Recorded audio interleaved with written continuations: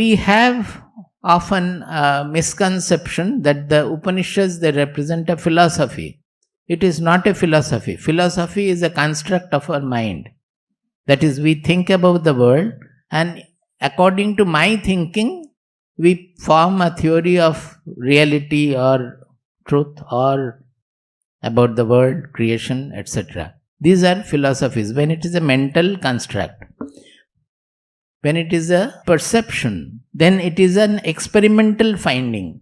We cannot call it theory or a philosophy.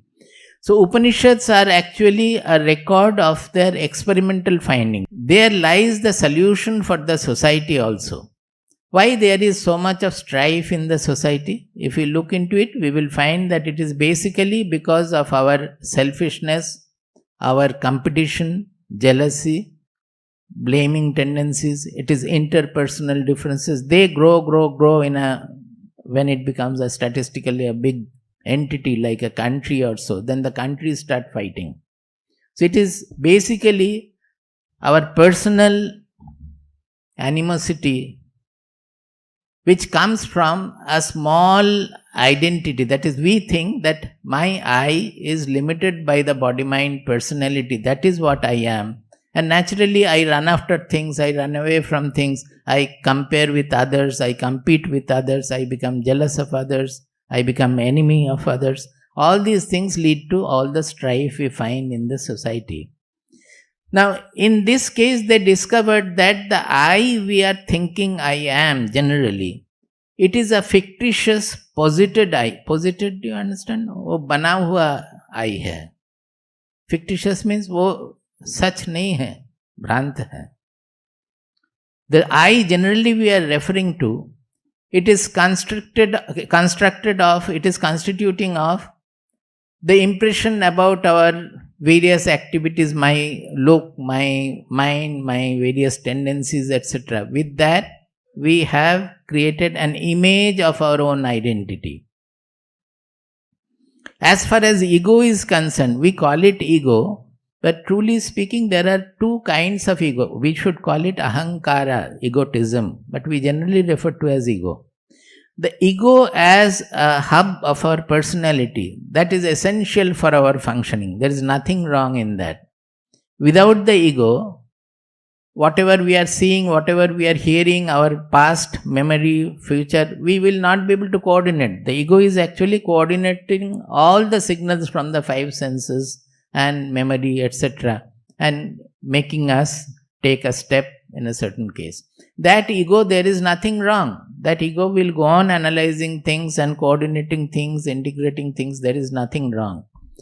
What is wrong with the ego is that with that center hub, we assume a certain image of ourselves. That I am great. That is why I don't want to accept if any defect is pointed out for me. I don't want to accept it. I generally oppose. I try to cover up my defects. I try to aggrandize my good qualities or great actions, etc. Why are we doing it? It is not truthful. Suppose I should be able to see as I am. I should be able to see others also as they are.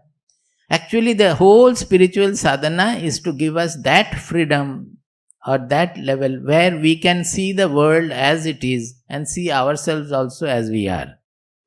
That we are not able to see because of this fictitious ego. That we have a bias in our vision, we have a partiality in our vision, which we call always me and mine, mamatva we call in Sanskrit. That is, if it is my son, then I will try to defend his bad tendencies also. If it is other son, we will say that my son has got corrupted or polluted by the other son. So there is a partiality in our judgment, in our vision. That the same thing, when it grows, it finally becomes a country. As a country also we become partial. That we always think of our gain and not the neighbors. So this selfishness or constricted identity, the constricted vision, it creates all the strife in the society. Now, in their looking within, they finally discovered, first, initially it is looking within, because I am thinking that the I that I am thinking of is coming from within. So we start looking within, without rather than focusing outward, we focus inward. And when we finally reach that stage where there is nothing different from the I, then there is no outside, no inside. That I on the consciousness in us, or the Atma in us, that I, in that the whole universe appears to be. The whole universe is floating in that I. It is basically the discovery that the whole universe is sustained by our I, that consciousness. That I, we cannot say anymore that it is my I, the other's eyes are different. That is, this I is not limited by the body-mind personality. If we express a little more correctly, if we try to express, you can try to think of this statement that the whole universe, which is nature, the creation, of which my body-mind personality is also a small speck, is it not? I am a product of nature, I am born on this earth temporarily.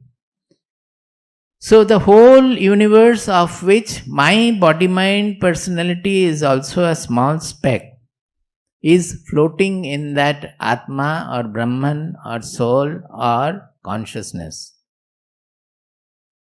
is appearing in that consciousness. So can we call the consciousness is in the body, or the body is in the consciousness? The body, which is the part of a small speck in the whole universe, is in the consciousness.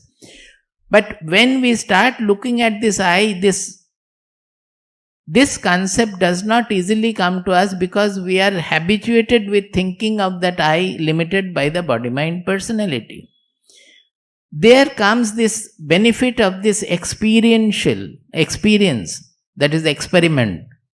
That once we have that experience, where the whole world is wiped off and that I only remains, and from there, when again we come up, the world appears in that consciousness, that experience becomes very important for the understanding and removal of the misconception in a complete manner, wholesome manner.